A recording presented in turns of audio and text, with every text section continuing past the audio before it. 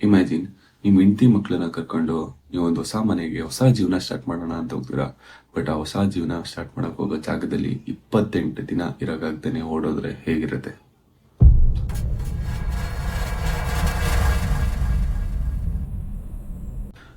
New York ಹ್ಯಾಮಿಟಿವೆಲ್ ಈ ಏರಿಯಾದಲ್ಲಿ ಒಂದು ಮನೆ ಇರುತ್ತೆ.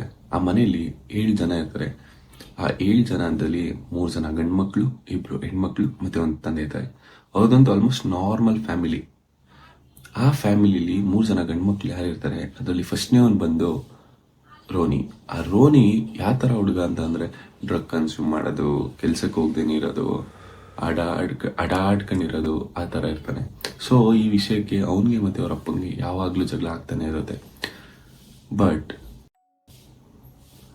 ನವಂಬರ್ 13, 1974 ಆ ದಿನ ರೋನಿ ಆ ಮನೆ ಹತ್ರ ಇರೋ ಒಂದು ಲೋಕಲ್ ಬಾರ್ಗೆ ಹೋಗ್ಬಿಟ್ಟು ಕಿರ್ಚಕ್ ಸ್ಟಾರ್ಟ್ ಮಾಡ್ಬಿಡ್ತಾನೆ. ಏನಂತ ಕಿರ್ಚಕ್ ಸ್ಟಾರ್ಟ್ ಮಾಡ್ತಾನೆ ಅಂದರೆ, ನಮ್ಮ ಮನೆಗೆ ನುಗ್ಗಿ ಯಾರೋ ನಮ್ಮ ಫ್ಯಾಮಿಲಿನ ಸಾಯಿಸ್ಬಿಟ್ಟಿದ್ದಾರೆ ಅಂತ ಅಂದ್ಬಿಟ್ಟು ಕಿರ್ಚಕ್ ಸ್ಟಾರ್ಟ್ ಮಾಡ್ತಾನೆ. ಇವಾಗ ಆಬ್ವಿಯಸ್ಲಿ ಅಲ್ಲಿ ಅದನ್ನು ಕೇಳಿಸ್ಕೊಂಡು ಸ್ವಲ್ಪ ಜನ ಏನು ಮಾಡ್ತಾರೆ, ಅವ್ರ ಮನೆ ಹತ್ರ ಹೋಗಿ ನೋಡಿದ್ರೆ ಅಲ್ಲಿ ನಿಜವಾಗ್ಲೂ 6 ಜನನ್ನ ಸಾಯಿಸಿರ್ತಾರೆ. ಅಲ್ಲೇ ಯಾರೋ ಒಬ್ಬ ಏನು ಮಾಡ್ತಾನೆ, ಪೊಲೀಸ್ಗೆ ತಕ್ಷಣ ಕಾಲ್ ಮಾಡ್ತಾನೆ. ಪೊಲೀಸ್ ಅವ್ರು ಬಂದು ನೋಡಿದಾಗ ಅಲ್ಲಿ 6 ಜನನ್ನ ಶೂಟ್ ಮಾಡಿ ಸಾಯಿಸಿರ್ತಾರೆ. ಸೊ ಫೋರೆನ್ಸಿಕ್ ಟೀಮ್ನ ಕರೆಸ್ಬಿಟ್ಟು ನೋಡಿದ್ರೆ ಆ ಫೋರೆನ್ಸಿಕ್ ಅವ್ರು ಏನಂತ ಹೇಳ್ತಾರೆ ಅಂತಂದ್ರೆ, ಈ 6 ಜನನ್ನು ಒಂದೇ ಗನ್ನಲ್ಲಿ ಸಾಯಿಸಿರೋದು. ಮತ್ತೆ ಆ ಗನ್ನನ್ನು ಯೂಸ್ ಮಾಡ್ಬೇಕಾದ್ರೆ ಅವರು ಒಂದೊಂದ್ಸಲಿ ಶೂಟ್ ಮಾಡ್ಬೇಕಾದ್ರು ಅಟ್ಲೀಸ್ಟ್ 5 ಮೀಟರ್ಸ್ ಒಳಗಡೆಯಿಂದನೇ ಶೂಟ್ ಮಾಡಿದ್ದಾರೆ ಅಂತ. ಫೋರೆನ್ಸಿಕ್ ಅವ್ರು ಇನ್ನೊಂದು ಏನು ಹೇಳ್ತಾರೆ ಅಂದ್ರೆ, ಒಬ್ಬನ್ ಶೂಟ್ ಮಾಡ್ಬೇಕಾದ್ರೆ ಬೇರೆಯವ್ರು ಯಾರು ಎಸ್ಕೇಪ್ ಆಗಕ್ಕೆ ಟ್ರೈಯೇ ಮಾಡಿಲ್ಲ ಅಂತ. ಬಿಕಾಸ್ ಈಗ ಮನೆ ಒಳಗಡೆ ನೀನ್ ಗನ್ನಿಂದ ಶೂಟ್ ಮಾಡಿದ್ರೆ ಅಕ್ಕಪಕ್ಕದಲ್ಲಿರೋರ್ಗಾರು ಗೊತ್ತಾಗುತ್ತೆ, ಅಟ್ಲೀಸ್ಟ್ ಒಳಗಡೆ ಮಲಗಿರೋರ್ಗೂ ಗೊತ್ತಾಗಬೇಕು. ಬಟ್ ಇಲ್ಲಿ ಯಾರು ಮೂವ್ ಕೂಡ ಆಗಿಲ್ಲ. ಅಂದ್ರೆ ಈ ರೂಮಲ್ಲಿ ಹೋಗಿದ್ದಾನೆ, ಸಾಯಿಸಿದ್ದಾನೆ, ನೆಕ್ಸ್ಟ್ ಮೇಲ್ಗಡೆ ಇರೋ ರೂಮ್ಗೆ ಹೋಗಿದ್ದಾನೆ, ಶೂಟ್ ಮಾಡಿದ್ದಾನೆ, ಯಾರೋ ಅದ್ರ ಮೇಲ್ಗಡೆ ಇರೋ ರೂಮ್ಗೆ ಹೋಗಿದ್ದಾನೆ, ಶೂಟ್ ಮಾಡಿದ್ದಾನೆ. ಸೊ ಯಾರು ಮನೆ ಒಳಗಡೆನೆ ನುಗ್ಗಿ ಸಾಯಿಸಿರೋದು ಅಂತ. ಸೊ ಇದೆಲ್ಲ ಆದಮೇಲೆ ಪೊಲೀಸರು ಇನ್ವೆಸ್ಟಿಗೇಷನ್ ಏನೋ ಸ್ಟಾರ್ಟ್ ಮಾಡ್ತಾರೆ. ಈಗ ಪೊಲೀಸ್ ಅವರ ಫಸ್ಟ್ ಸ್ಟೆಪ್ ಇನ್ವೆಸ್ಟಿಗೇಷನ್ ಏನಿರುತ್ತೆ ಅಂದರೆ, ಮನೆಯಲ್ಲಿ ಎಷ್ಟು ಜನ ಸತ್ತಿದ್ದಾರೆ, 6 ಮೆಂಬರ್ಸ್. ಬಟ್ ಮನೇಲಿ ಇದ್ದಿದ್ದು 7 ಮೆಂಬರ್ಸ್. ಸೊ ಒಬ್ಬ ಯಾರು ಮಿಸ್ಸಿಂಗು, ಅದು ರೋನಿನ ಇನ್ವೆಸ್ಟಿಗೇಷನ್ ಮಾಡಿದ ತಕ್ಷಣ ರೋನಿ ಒಪ್ಕೊಂಡ್ಬಿಡ್ತಾನೆ, ನಾನೇ ಕೊಲೆ ಮಾಡಿರೋದು ಅಂತ. ಸರಿ, ಈಗ ಪೊಲೀಸ್ ಅವ್ರಿಗೆ ಕೊಲೆ ಏನೋ ಮಾಡಿದ್ಯಾ, ಬಟ್ ಏನಕ್ಕೆ ಕೊಲೆ ಮಾಡಿದ್ಯಾ ಅಂತ ಕೇಳಿದಾಗ ರೋನಿ ಏನಂತ ಹೇಳ್ತಾನೆ ಗೊತ್ತಾ? ಕೊಲೆ ಮಾಡಿದ ಹಿಂದಿನ ದಿನ ಅಂದರೆ ನೈಟ್ ಅರೌಂಡ್ 2:33 ಟೈಮಲ್ಲಿ ರೋನಿ ಡ್ರಗ್ ಕನ್ಸ್ಯೂಮ್ ಮಾಡ್ತಾ ಒಂದು ಫಿಲಮ್ ನೋಡ್ತಾ ಇರ್ತಾನೆ.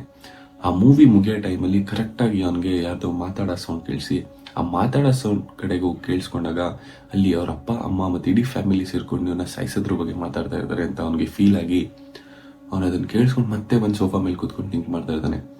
ಅವ್ನು ಥಿಂಕ್ ಮಾಡೋ ಟೈಮಲ್ಲಿ ಕರೆಕ್ಟಾಗಿ ಯಾರೋ ಒಂದು ಬ್ಲ್ಯಾಕ್ ಎಂಟಿಟಿ ರೈಟ್ ಸೈಡಿಂದ, ಈಗ ಇಲ್ಲಿ ಕೂತಿ ಮೂವಿ ನೋಡ್ತಾ ಇದ್ದಾನೆ, ಇಲ್ಲಿ ಕೂತ್ಕೊಂಡು ಥಿಂಕ್ ಮಾಡ್ತಾ ಇದ್ದಾನೆ ಅಂದರೆ ರೈಟ್ ಸೈಡಿಂದ ಹೋಲ್ಡಿಂಗ್ ಗನ್ನ ಹಿಂಗೆ ಇಟ್ಕೊಂಡು ಬಂದು ಅವನಿಗೆ ಕೊಡೋ ಥರ ಕೊಟ್ಟಿದ್ದಾರೆ ಅನ್ನೋ ಥರ ಅವನು ಹೇಳ್ತಾನೆ. ಸೊ ಅವನ ಗನ್ನ ತಗೊಂಡೋಗಿ ಇಡೀ ಫ್ಯಾಮಿಲಿನ ಸಾಯಿಸಿದ್ದಾನೆ ಅಂತ ಒಪ್ಕೊಂತಾರೆ. ಸೊ ಈಗ ಅವನ ಗನ್ನ ಸಾಯಿಸ್ಬೇಕಾದ್ರೆ ಬೇರೆಯವ್ರು, ಸರಿ ಮನೆ ಒಳಗಡೆ ಇರೋರ್ಗಂತೂ ಕೇಳಿಸಿಲ್ಲ, ಅಟ್ಲೀಸ್ಟ್ ಮನೆ ಆಚೆ ಯಾರಿಗಾರು ಕೇಳಿಸಿದ್ಯಾ ಅಂತ ಪೊಲೀಸವ್ರು ಇನ್ವೆಸ್ಟಿಗೇಷನ್ ಮಾಡೋಕ್ಕೆ ಸ್ಟಾರ್ಟ್ ಮಾಡಿದ್ರೆ ಅಲ್ಲಿ ನೈಬರ್ಸ್ನ ವಿಚಾರಿಸಿದಾಗ ಹೇಳ್ತಾರೆ, ನನಗೆ 3 ಗಂಟೆಯಿಂದ 3:30 ಟೈಮಲ್ಲಿ ಯಾವುದೇ ಥರ ಗನ್ ಶಾಟ್ ಕೂಡ ಕೇಳಿಸಿಲ್ಲ, ಏನೂ ಕೇಳಿಸಿಲ್ಲ ಅಂತ. ಬಟ್ ಒಬ್ಬ ನೈಬರ್ ಏನಂತ ಹೇಳ್ತಾನೆ ಅಂದರೆ, 3 ಗಂಟೆಯಿಂದ 3:30 ಟೈಮಲ್ಲಿ ನನಗೆ ಅವ್ರ ಮನೆ ನಾಯಿ ಬೊಗಳೋದು, ಒಳ ಥರದ್ದು ಸೌಂಡ್ ಕೇಳಿಸ್ತು ಅಂತ. ಸೊ ಇಲ್ಲಿ ಗನ್ ಸೌಂಡ್ ಯಾರಿಗೂ ಕೇಳಿಲ್ಲ. ಬಟ್ ಅದೇ ಗನ್ನ ಇಟ್ಕೊಂಡು ಅದೇ ಟೈಮಲ್ಲಿ ಮತ್ತೆ ಪೊಲೀಸರು ಟೆಸ್ಟ್ ಮಾಡಿದಾಗ ಆ ಗನ್ ಸೌಂಡು 5 ಬ್ಲಾಕ್ ಆಚೆವರೆಗೆ ಕೇಳಿಸಿದೆ. ಸೊ ಇಲ್ಲಿ ರೋನಿ ಹೇಳಿದ್ದು ನಿಜನ ಸುಳ್ಳ ಅಂತ ಯಾರಿಗೂ ಗೊತ್ತಿಲ್ಲ. ಬಟ್ ಏನೇ ಇದ್ರೂ ಅವನಿಗೆ 25 ವರ್ಷ ಜೈಲು ಶಿಕ್ಷೆ ಆಗುತ್ತೆ.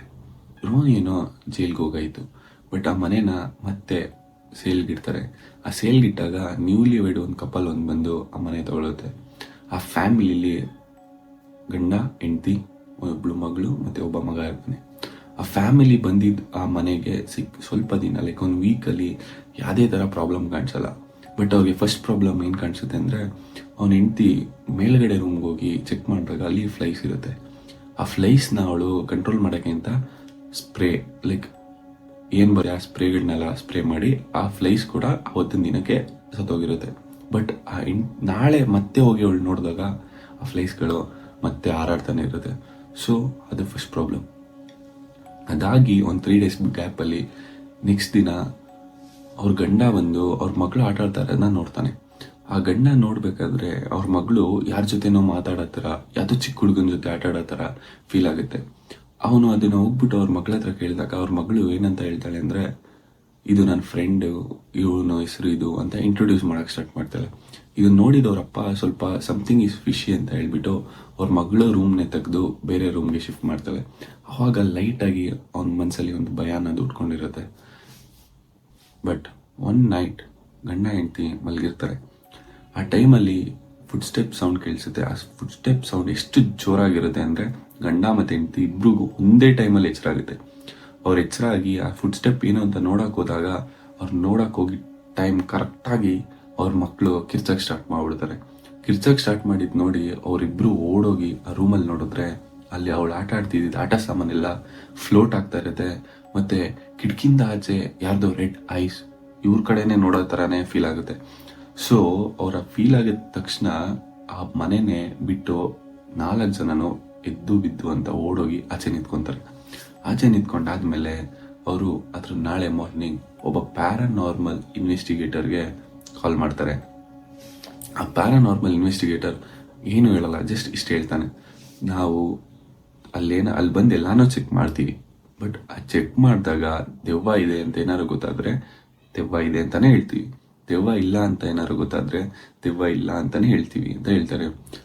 ಬಟ್ ಆ 3 ದಿನ ಆದ್ಮೇಲೆ ಅದನ್ನ ನೆನಪಲ್ಲಿ ಇಟ್ಕೊಂಡಿದ್ದ ಗಂಡ ಏನ್ ಮಾಡ್ತಾನೆ, ಮತ್ತೆ ಫೋನ್ ಮಾಡಿ ಆ ಪ್ಯಾರಾನಾರ್ಮಲ್ ಇನ್ವೆಸ್ಟಿಗೇಟರ್ಗೆ, ಸರ್ ನೀವು ಬರಕ್ ಹೋಗ್ಬಿಡಿ, ಥ್ಯಾಂಕ್ಸ್ ಫಾರ್ ಯುವರ್ ಹೆಲ್ಪ್ ಅಂತ ಫೋನ್ ಮಾಡಿ, ನಮಗೆ ಪಬ್ಲಿಸಿಟಿ ಎಲ್ಲ ಆಗಲ್ಲ, ಸೊ ಪಬ್ಲಿಕ್ ಆಗೋದು ಇಷ್ಟ ಇಲ್ಲ ಅಂತ ಹೇಳ್ಬಿಟ್ಟು ಕಟ್ ಮಾಡ್ತಾನೆ. ಬಟ್ ಆ ಪ್ಯಾರಾನಾರ್ಮಲ್ ಇನ್ವೆಸ್ಟಿಗೇಟರ್ಗೆ ಏನಂತ ಗೊತ್ತಾಗುತ್ತೆ ಅಂದ್ರೆ ಅದೇ ದಿನ ಮಾರ್ನಿಂಗ್ ಅವನು ಹೋಗಿ ಇಂಟರ್ವ್ಯೂ ಕೊಟ್ಟಿರ್ತಾನೆ. ಎಲ್ಲಿ ಅಂತಂದ್ರೆ ರೋನಿಯಾ ಡಿಫೆನ್ಸ್ ಲಾಯರ್ಗೆ ಇಂಟರ್ವ್ಯೂ ಕೊಟ್ಟು ಅದು ನ್ಯೂಸಲ್ಲೆಲ್ಲ ಸ್ಪ್ಲಿಟ್ ಆಗಿರುತ್ತೆ. ಬಟ್ ಇಲ್ಲಿ ಇವನಿಗೆ ಪಬ್ಲಿಸಿಟಿ ಬೇಡ ಅಂತ ಅಂದ್ಬಿಟ್ಟು ಫೋನ್ ಮಾಡಿದವನು ಅಲ್ಲಿ ಹೋಗಿ ಇಂಟರ್ವ್ಯೂ ಕೊಟ್ಟಿರ್ತಾನೆ. ಸೊ ಅವನಿಗೆ ಇದ್ರಲ್ಲಿ ಏನೋ ಸಮಥಿಂಗ್ ಇಸ್ ಫಿಶಿ ಅಂತ ಅನ್ಸುತ್ತೆ. ಇವಾಗ ಈ ವಿಷಯ ಎಲ್ಲ ಕಡೆ ಸ್ಪ್ರೆಡ್ ಆಗ್ಬಿಟ್ಟಿರುತ್ತೆ. ಎಷ್ಟು ಸ್ಪ್ರೆಡ್ ಆಗಿರುತ್ತೆ ಅಂತಂದ್ರೆ ಆ ಟೈಮಲ್ಲಿ ಎಲ್ಲೆಲ್ಲಿ ಕೇಳಿದ್ರು ಇದೇ ಮನೆ ಬಗ್ಗೆನೆ ಮಾತುಕತೆ ಎಲ್ಲ ಕಡೆ ಸ್ಪ್ರೆಡ್ ಆಗ್ಬಿಟ್ಟಿರುತ್ತೆ. ಸೊ ಒಬ್ಳು ನ್ಯೂಸ್ ರಿಪೋರ್ಟರ್ ಏನ್ ಮಾಡ್ತಾಳೆ ಅಂದ್ರೆ ಅವ್ರಿಗೆ ಕಾಲ್ ಮಾಡಿ, ಸರಿ ನಿಮ್ಗೆ ಪ್ರಾಬ್ಲಮ್ ಇದೆ ಅಲ್ವಾ, ನಾನು ನಿಮ್ಗೆ ಹೆಲ್ಪ್ ಮಾಡ್ತೀನಿ ಅಂತ ಹೇಳ್ಬಿಟ್ಟು the famous paranormal investigator head ಮತ್ತೆ ಲಾರೆಲ್ನ ಅವ್ರ ಮನೆ ಕಳಿಸ್ಕೊಡ್ತಾಳೆ. ಆ ಹೆಡ್ ಮತ್ತೆ ಲಾರೆಲ್ ಏನ್ ಮಾಡ್ತಾರೆ ಅಂದ್ರೆ ಅವರಿಬ್ರು ಜೊತೆ ಎಕ್ಸ್ಟ್ರಾ 6 ಜನ ಸೈಕಿಕ್ಗಳನ್ನ ಕರ್ಕೊಂಡು ಬಂದಿರ್ತಾರೆ. ಮತ್ತೆ ನ್ಯೂಸ್ ರಿಪೋರ್ಟರ್ ಕೂಡ ಇರ್ತಾಳೆ. ಇಲ್ಲಿ ಆ ನ್ಯೂಸ್ ರಿಪೋರ್ಟರ್ ಏನಂತ ಹೇಳ್ತಾಳೆ ಅಂದ್ರೆ, ಅಲ್ಲಿಂದ ಎಲ್ಲ ಮನೆಯಿಂದ ಆಚೆ ಬಂದ್ಮೇಲೆ ನಾವು ಮನೆ ಒಳಗಡೆ ಹೋದಾಗ ನನ್ನೊಬ್ಳನ್ ಬಿಟ್ಟು ಬೇರೆಯವರೆಲ್ಲರೂ ವಿಚಿತ್ರವಾಗಿ ಆಡ್ತಾ ಇದ್ರು ಅಂತ. ಬಿಕಾಸ್ ಸೈಕಿಕ್ಗಳಂದ್ರೆ ಏನಂದ್ರೆ ಅವ್ರಿಗೆ ಗೋಸ್ಟ್ ಎಂಟಿಟಿ ಆಗ್ಲಿ ಸೋಲ್ಸ್ ಆಗ್ಲಿ ಅದು ಫೀಲ್ ಆಗುತ್ತೆ, ಲೈಕ್ ಇಲ್ಲಿದ್ದಾರೆ, ಯಾರೋ ಕೈ ಅಳ್ತಾ ಇದ್ದಾರೆ, ನಗಾಡ್ತಾ ಇದ್ದಾರೆ ಅನ್ನೋದೆಲ್ಲ ಫೀಲ್ ಆಗುತ್ತೆ. So they are called A psychic ಹಂಗೆ ಹೇಳ್ತಾಳೆ. ಸೊ ಎಲ್ಲಾರ್ಗು ಅನ್ಸುತ್ತೆ ಇಲ್ಲಿ ಎಂಟಿಟಿ ಆಗ್ಲಿ ಸೋಲ್ ಆಗ್ಲಿ ಇದೆ ಅಂತ ಅಂದ್ಬಿಟ್ಟು ಏನ್ ಮಾಡ್ತಾನೆ ಅಂದ್ರೆ ಅವರು ಮೋಷನ್ ಕ್ಯಾಮ್ರಾಗಳನ್ನ ಫಿಕ್ಸ್ ಮಾಡ್ತಾರೆ. ಆ ಮೋಷನ್ ಕ್ಯಾಮ್ರಾದಲ್ಲಿ ಕ್ಯಾಪ್ಚರ್ ಆಗಕ್ಕೆ ಸ್ಟಾರ್ಟ್ ಆಗುತ್ತೆ. ಬಟ್ ಎಲ್ಲಾ ಫೋಟೋಗಳಿಗಿಂತ ಒಂದು ಫೋಟೋ ಮಾತ್ರ ಹೆವಿ ಡಿಸ್ಟರ್ಬಿಂಗ್ ಆಗಿರುತ್ತೆ. ಆ ಫೋಟೋ ಇದೆ. ಈ ನ್ಯೂಸು ಎಲ್ಲಾ ಕಡೆ ಸ್ಪ್ರೆಡ್ ಆಗಿ ಆ ಮನೆನ ನೋಡಕ್ಕೆ ಟೂರಿಸ್ಟ್ಗಳು ಬರಕ್ ಸ್ಟಾರ್ಟ್ ಮಾಡ್ಬಿಡ್ತಾರೆ. ಸೊ ಅಲ್ಲಿ ಇನ್ವೆಸ್ಟಿಗೇಷನ್ ನ ಸ್ಟಾಪ್ ಮಾಡ್ತಾರೆ. ಇದಾದ್ಮೇಲೆ ಅದ್ಯಾರು ಕಪಲ್ ಅಲ್ಲಿ ಹೊಸ ಮಾಡ್ತಾ ಇರ್ತಾರೆ ಅವ್ರು ಏನ್ ಮಾಡ್ತಾರೆ ಅಂದ್ರೆ ಆ ಮನೆ ಬಗ್ಗೆ ಬುಕ್ ಬರೆಯೋದು ಮತ್ತೆ ಆ ಮನೆ ಬಗ್ಗೆ ಫಿಲಮ್ ರೈಟ್ಸ್ನೆಲ್ಲ ಪರ್ಚೇಸ್ ಮಾಡ್ತಾರೆ. ಸೊ ಇಲ್ಲಿ ಕಾನ್ಸ್ಪಿರಸಿ ಥಿಯರಿ ಏನಂತ ಅಂದ್ರೆ it was all acting of the 2 couple ಅಂತ. ಏನಕ್ಕೆ ಅಂತ ಅಂದ್ರೆ ಅವರು ಆ ಟೈಮಲ್ಲಿ ಅವ್ರು ಬುಕ್ ಬರ್ತಿರ್ತಾರಲ್ಲ ಅದು most sold copies of that book. ಅಂದ್ರೆ ಆ ಟೈಮಲ್ಲಿ ಅಷ್ಟು ಬುಕ್ ಸೇಲ್ ಬೇರೆ ಯಾವ್ದ್ರದ್ದು ಹಾಗೆ ಇರಲ್ಲ.